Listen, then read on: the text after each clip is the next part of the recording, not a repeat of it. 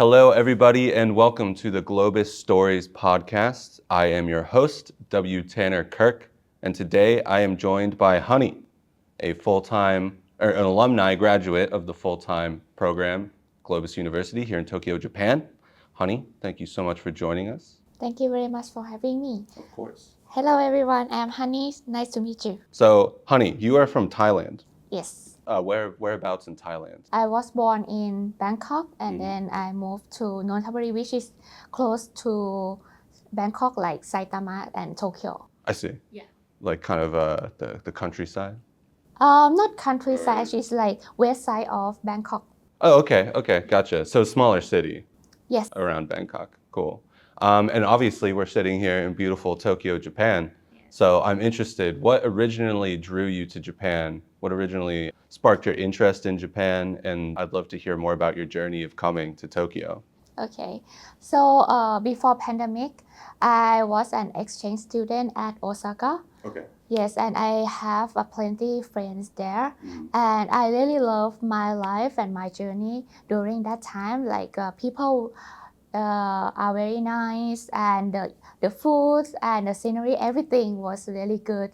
So that's why I love. Like I felt that I fell in love in Japan.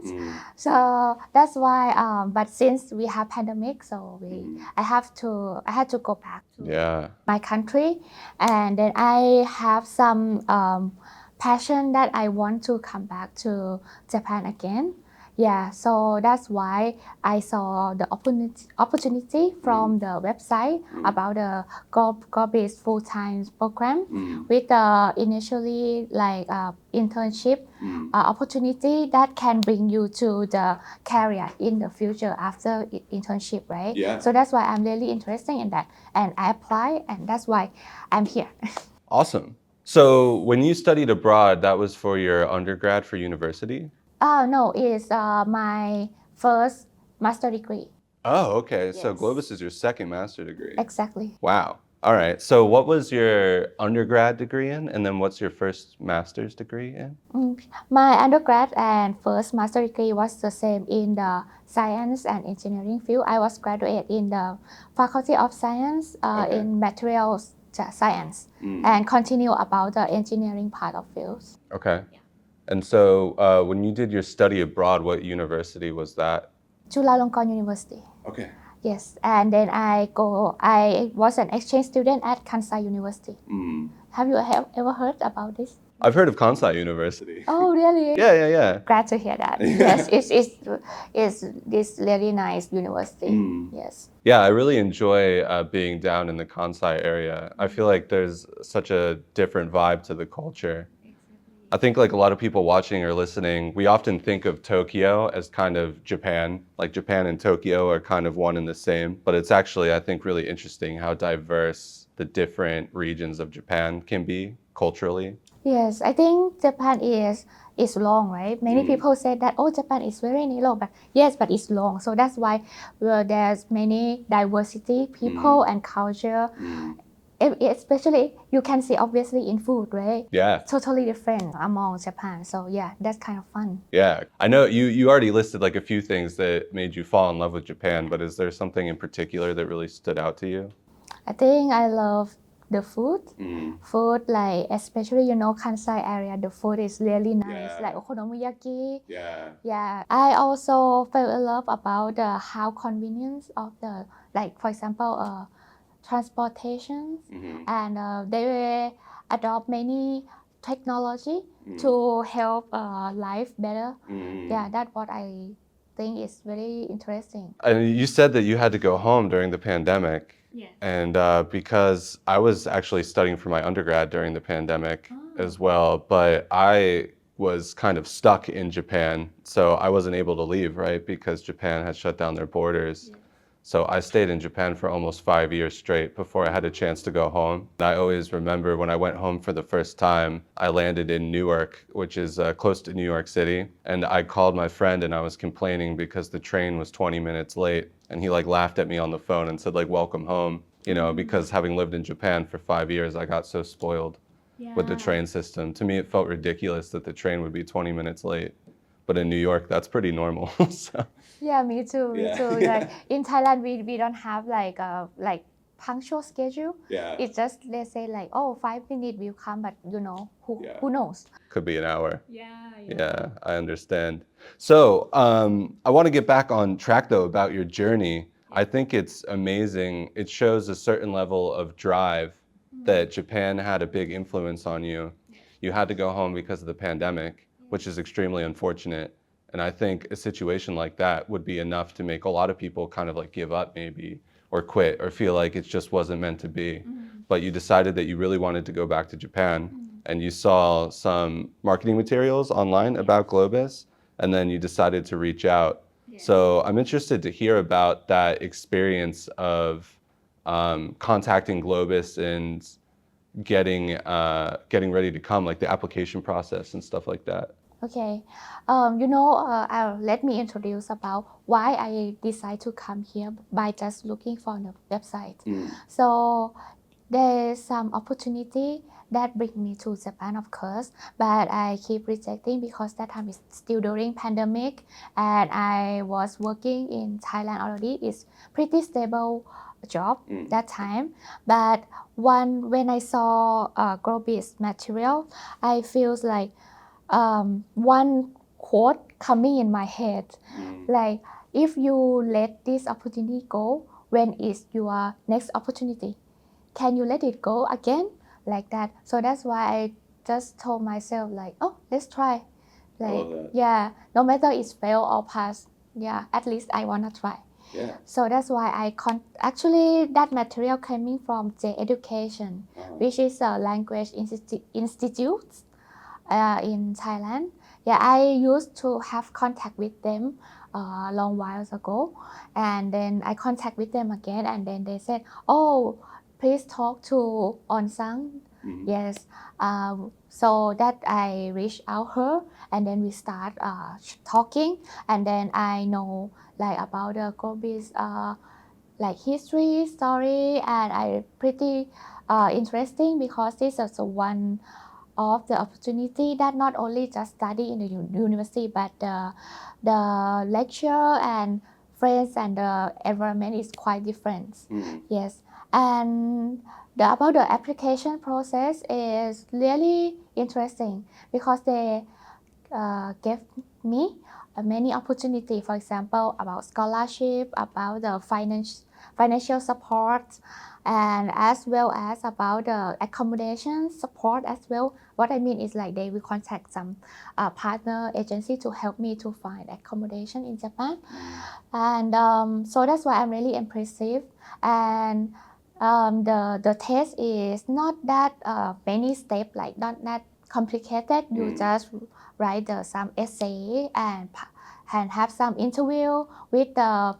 It's really interesting that the interviewer is not only professor, but it's your senior student as well, graduate that one. Yeah, and I talk with him. He is my senpai, which is senior, right? Is he was he not just only interview me, but he shared his experience, his job background, and other things. It's really impressive and very interesting because it was my first time, yeah, like have this kind of interview. Yeah, so that's why I like it. Awesome. Yeah, I think one of the like most unique aspects of Globis as a university is the focus on community. I mean, getting an MBA, I think any MBA that you can get, you definitely tap into a network. But the curriculum of Globis as well is so focused on building your own vision and kind of building that support system around you and helping you gain the skills that you need to achieve your dream or get where you want to go. Yes, and one thing that I like it is there is not just only one round application, but it's just I don't know now, but in my year is three rounds. So they kind of give you opportunity. If you fail this time, you can reapply next time, and you can improve yourself, kind of fix what you miss, kind of thing. So that was really good. That's awesome. And so I know you had said because you traveled or you studied abroad, you decided that I guess you could say maybe your dream or like your big goal was to work in Japan. Yes. And then you contacted Globis and you felt good about that opportunity Yes. as maybe being a good pathway to get into Japan Yes. and find your career here. Yes. I'm interested, I mean, I know, so we were talking before we started recording that you currently work in Japan. Yes. Yeah. So I have a couple questions about that. First off, I'm interested. You speak English very well. You speak Thai. Already, thank Yeah, you. no, of course. I know that you said you were nervous about that, but I think it's very impressive. You speak way better English than I speak Japanese. Oh. So, do you speak Japanese? Yes, yes. But my level is not that good. It's just kind of business level or a little bit lower. I'm not very sure. Business level is pretty good. I mean, potentially yes, but my feeling is lower. Okay. Do you use Japanese at work? Yes, every day. Impressive. Yeah, that's incredible. So the reason why I ask is a lot of our viewers and listeners, I think, are based overseas. So they're not necessarily living in Japan, but obviously we're all interested in Japan, interested in establishing a career here. Yes. So you're a polyglot. Do you speak 3 languages or do you speak other languages? I can speak another language, but just a little bit. Okay. So I would not say myself that like I can speak that language, but Sure. it's just know. Gotcha. Yeah. So, but still, I mean, I think that's an impressive feat. And I know, especially for Americans, like a lot of Americans only speak English, right? And it's very difficult to learn other languages, especially later in life. So I'd love to hear, how did you learn Japanese? And do you have tips or advice for language learners? Not necessarily for Japanese specifically, but just learning a foreign language in general, especially if it's something that can help you improve your career prospects. Yeah. So I think the most important to start learning, like let's say third language, is the mindset. You have to be open-minded first. I would say that there are 2 types of people who are interested to learn, like for example, Japanese language or another language. What else? For the first language is the first group of people is then they what to say they confidence themselves that I'm native English speaker or I can speak English very well, and so they are looking for the international company job that using mainly in English. Yes, so they don't care whether like how important Japan is, right? And the second thing is they know well that how Japanese is really necessary for working in Japan, but they feel struggle or they face some difficulty to learn. Of course, like Japanese is very hard. It's like number 3 hardest language in the world. So to begin from the Japanese, I think you have to change your mindset, like become open mind to like at least plan yourself, like learn step by step. Don't force yourself too much. Many people set the goal too hard, like I have to pass N4 within 1 year. I have to pass N2 within 2 years. That's too much. And it's pressure yourself, like and then you will give up very soon. So that's why I think you just make some routine or weekly plan, like just like 50 words a week or something that's convenient for you, make you feel relaxed and comfortable to study not only Japanese but another language. And another thing is I think you have to welcome to talk with local people, make friends or make some connections, because not only you just understand language, but you have to understand their culture. Culture reflect language, and also language reflect culture, right? So that is a way that you can make it flow and make it like more kind of more easy to communicate kind of thing. You faced some situation that you feel that you can speak this Yeah. language very well, but when you talk with some local people, you think like, you can understand only listening, but you cannot talk. Yeah, it's my whole life in Japan. Yeah, so that's the thing that I think the people who are studying for this try to make friends and Yeah. try to understand local people. I don't think that any local people will object you like, your Japanese is really bad, you say something wrong. They just accept it and then they will just adjust your words or some accent or whatever, which is help you. Yeah, absolutely. I definitely agree that getting over the fear of messing up when you're speaking is really important. Because I can say, in my experience, I've never once had somebody like, haha, you suck or something, when you mess up. It's like just putting in the effort to try to communicate is huge. It's also like a sign of respect, right? That you respect the culture and you're trying to speak the native language. And yeah, I think especially Japanese as a language is so tied to Japanese culture. So understanding the nuances of the language, I'm not sure if you feel that's similar to Thai, but I think English, when you speak English, you pretty much just say what you want to say. So it's a very direct type of language. And I think a lot of native English speakers struggle with Japanese because there's a lot more nuance, or it's indirect. Yeah, exactly. Sometimes in Japanese, you say the exact opposite of what you mean, and then it's up to you to understand. So I think I struggled with that a lot when I first got here, but now I'm much more used to it. And even sometimes too, as a native English speaker, I've lived in Japan for almost 10 years. So now sometimes too, I feel like I'm being too subtle or indirect, even when I'm using English.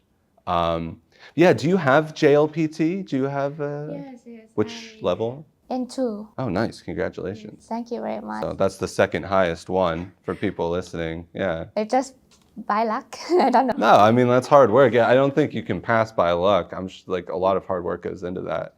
N1 is like the top, right? So, Oh my God. I think the N1 is like academic level already. yeah. Yeah, that's pretty hard. Yeah. I'm not sure how true it is. I'm sure most native Japanese people could pass N1, but I have heard that N1 can be difficult even for Yeah, I heard native that Japanese people. So. Yeah, how about your level? I don't have any JLPT, but I'm studying for the N3. So I'll put it out there on the internet, but I'm going to take N3 this July. Yo, nice. Yeah, so I'm definitely trying. But yeah, I think that's really important. It's a really important aspect of your journey. So did you study Japanese before you came to Japan? Yes, I would say that my start like learning journey is pretty funny. Okay. Because actually when I study at Osaka, Yeah. I just starting by copying my friends. Yeah, just like parroting. We say like parroting. Just imitate. Yeah. Yeah. So and I just really keep in attention about what they say and try to copy their accents and try to guess what they mean. Yeah. So that was my starter. And then when I back to Thailand, I know some of Japanese language, and then I took N4. Okay. And then I could pass. And then since my job is still Japanese company, so my boss request me to seriously take a course. Yes, to learn Japanese language. And yeah, I went to Waseda Language School in Bangkok, Thailand. Oh, okay. Yes, and then my seriously learning journey start. Nice. Yeah. So how long was it from when you started Japanese to getting N2? Oh my God, I haven't counted yet. Okay. I would say around 2 years. Okay, that's pretty fast. Estimately, I'm not pretty sure. Yeah, I mean, like I said, I've lived in Japan for 9 years now, so.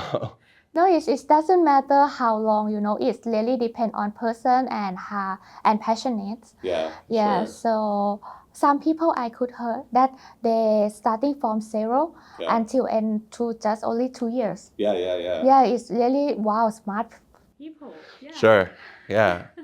And so I also in Globis, we put a huge emphasis on this concept of kokorozashi, right? Which is a Japanese term that essentially means your life's mission. But we like to frame it in a more professional mindset. I know when we asked On what kokorozashi means to her, she said it's what gets her out of bed on Monday morning.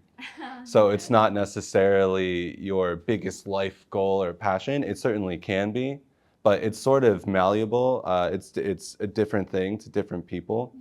But a part of everyone's Globus journey is discovering what your kokorozashi is and then being able to reframe your career through that mindset.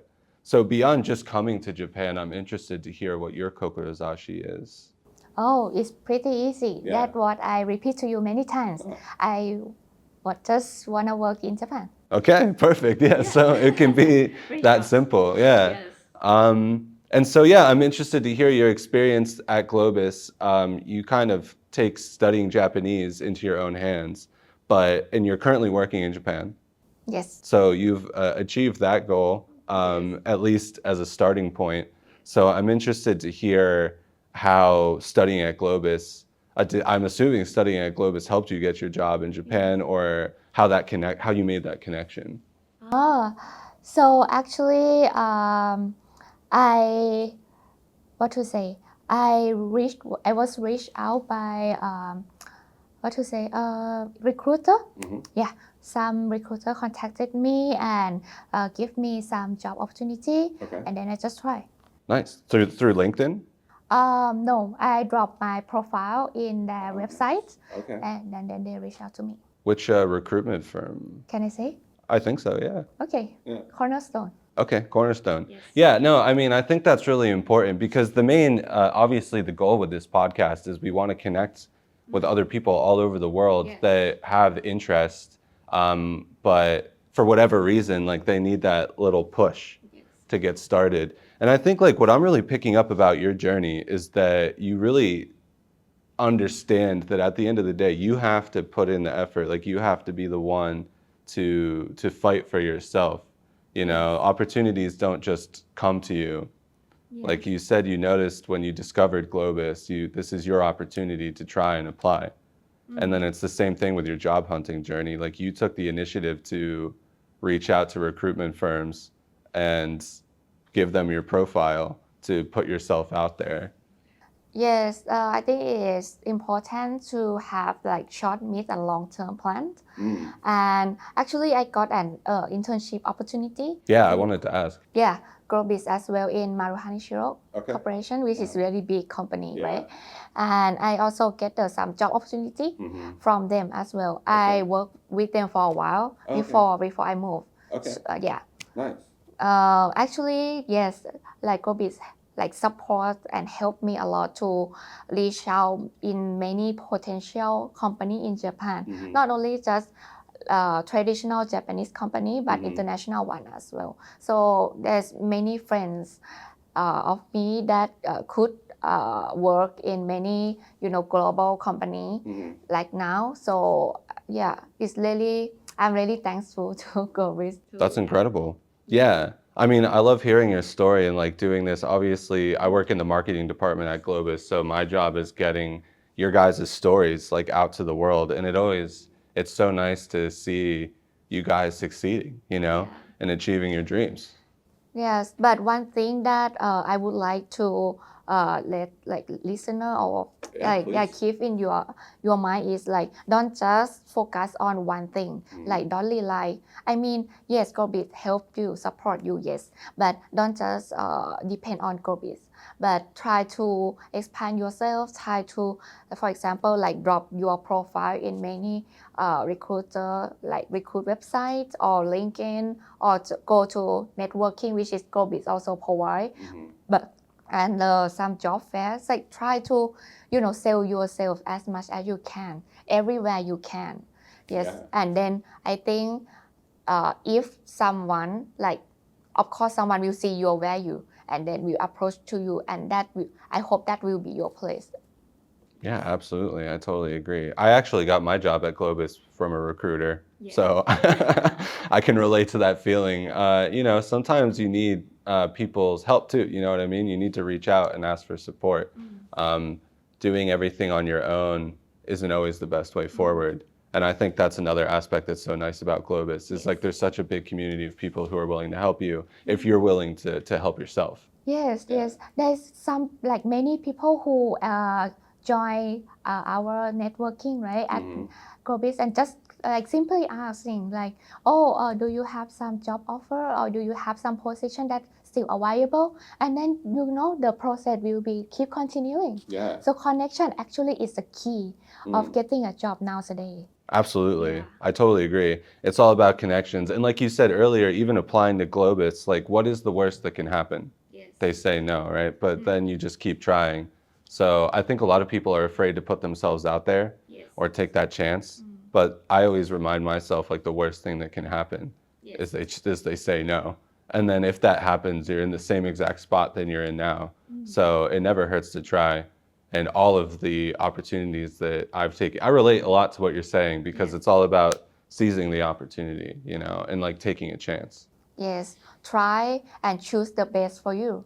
You are not, what to say, taking some choose from someone else, but you are the chooser as well. So choose the best. Choose the best for yourself. Advocate for yourself. Exactly. I always say, I don't know if you've heard the term, but like we say in English, follow your gut, like your stomach, like that stomach feeling. Yeah. Yes, your gut feeling, Yeah. your sense will Yeah. tell you something. Exactly. Yes. My gut has never steered me wrong. Exactly. Yes. Yeah. And so I'm curious if you don't mind sharing, you don't have to go too much into it if you don't want, but what is your current job?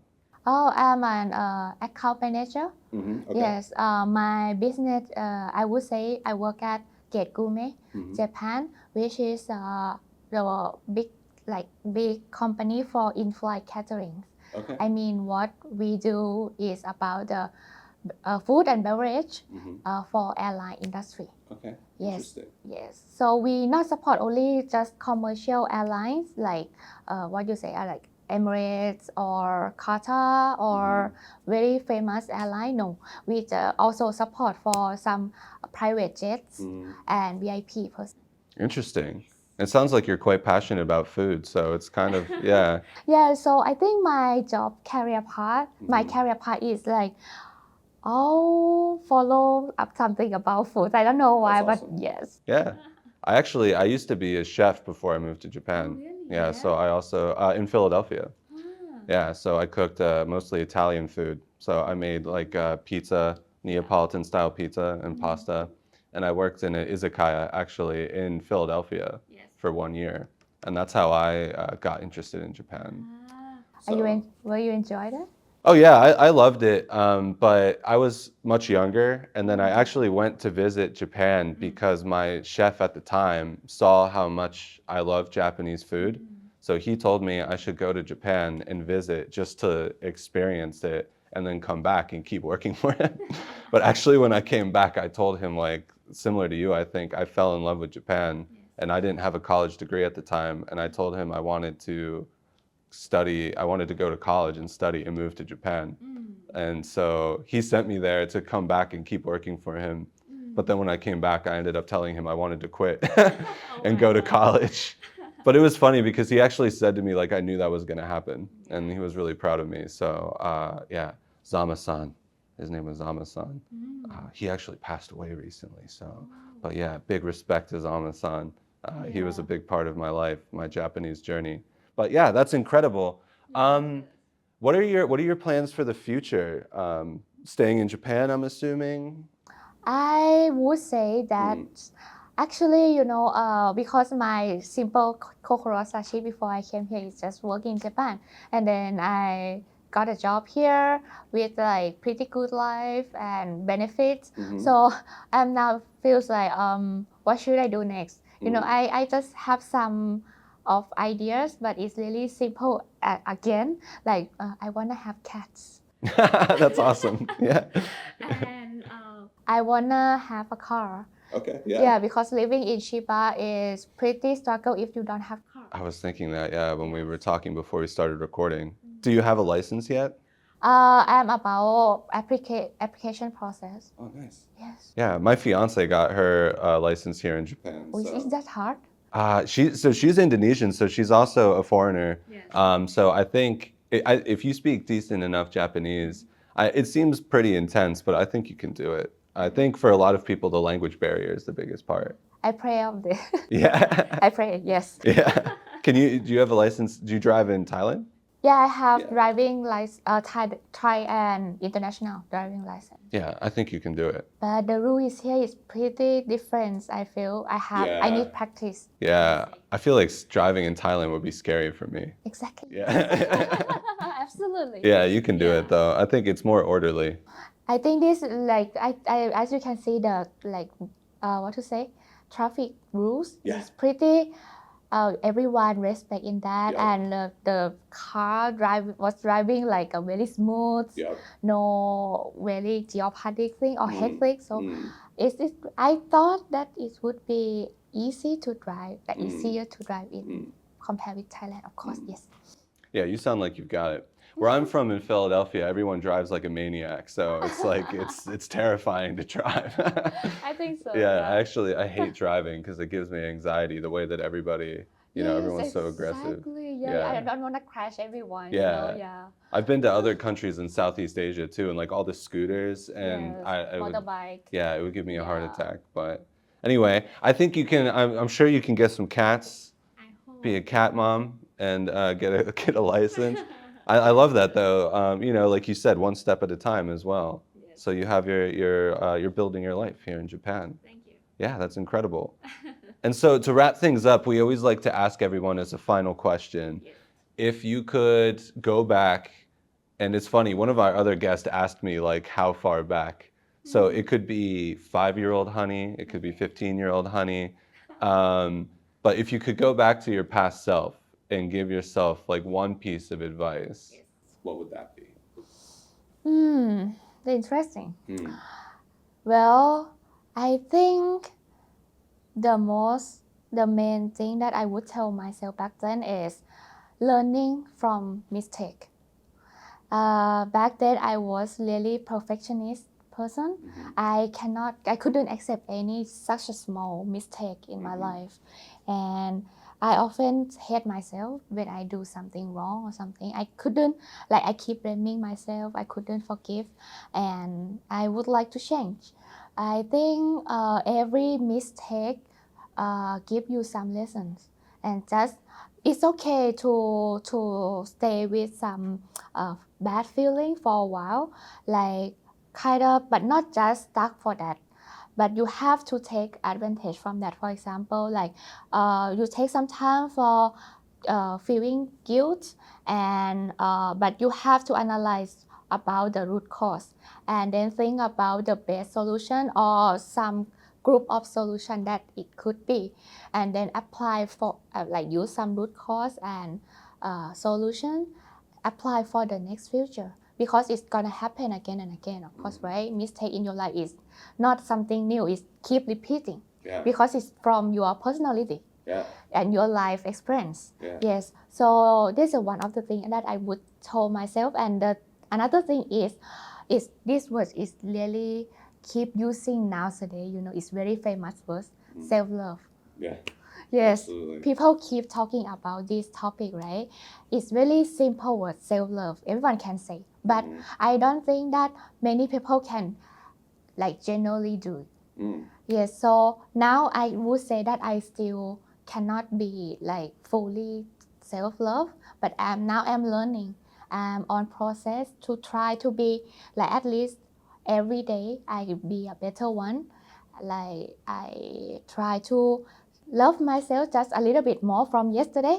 Yeah, I hope that someday I would be fully self-respect, self-love, and be super empath, who my value. Yes. I And love that. love other as well. Yeah. Yes. That's incredible advice. I think I needed to hear that. I mean, I think that's something that we all struggle with, you know what I mean? Yes. I think especially if you're listening to this podcast right now, Yes. you clearly have goals, you have some sort of drive. And people who have big dreams or big aspirations, I think, tend to be the hardest on themselves. Yes. But again, like look at your journey, like look at Honey's journey. It's honestly so inspiring. Like you knew what you wanted, you set out to get it done, you stayed calm. I'm sure there were bumps along the way, but you took everything one step at a time. And you know, your kokorozashi was to live and work in Japan and have a nice life. Yes. And here you are. And maybe we can have you back in a few seasons. We'll do a check-in and you can bring your cats. I'll make sure it's cool at the office. Yeah, and I'm sure you know I can tell that you're going to keep moving forward. So Yes, I hope so. absolutely, you will. You know, so yeah, keep going. But honey, thank you so much for joining us. It was a pleasure. Is there any final words you'd like to say to everybody before we sign off? Oh, so yes, everyone, I um, like really appreciate that everyone who is listening or watching this podcast. I hope our talk could give you some learning or something positive to you guys, and I hope you have a great day. So thank you very much for having me, and thank you very much for watching. Thank you. Yeah, thank you so much. Thanks, guys, and we'll see you next time. Yes, สวัสดีค่ะ